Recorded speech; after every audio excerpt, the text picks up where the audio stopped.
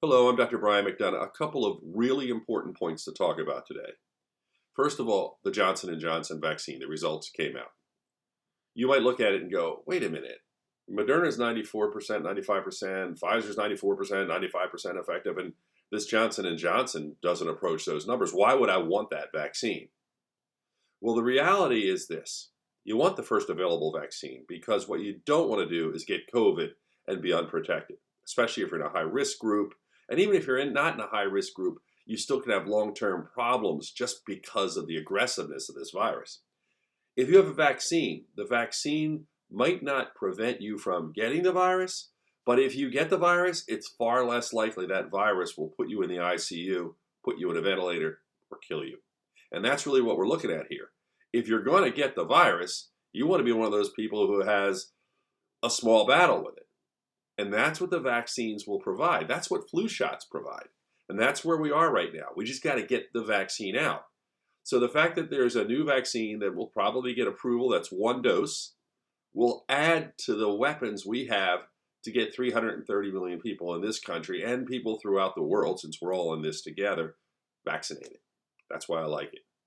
The other question that came up this week, and it's an important one, is what about all these strains? The South African, the UK, the Brazilian. Well, first of all, let me go on record.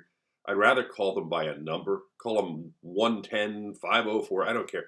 To try to link a virus as if it's the country's fault is kind of ridiculous. That's just where it was first detected. For all we know, the South African virus could have already been in Europe. The UK virus could have already been in Finland. We don't know. We just know where we tested it and how it starts to spread.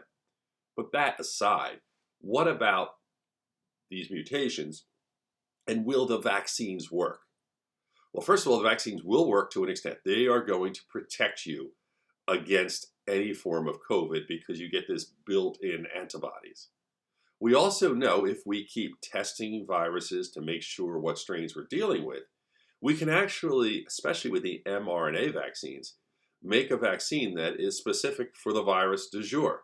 Because all you're doing is taking the mRNA and taking a little spike off of that COVID ball that you always see in the drawings. Well, take a little spike and you're just changing it a bit to match the variant.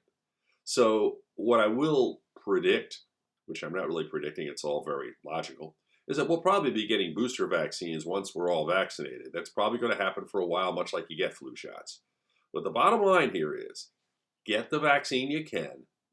Don't worry about it or feel you're shortchanged. When I got it, I got Pfizer because it was the first one available to me.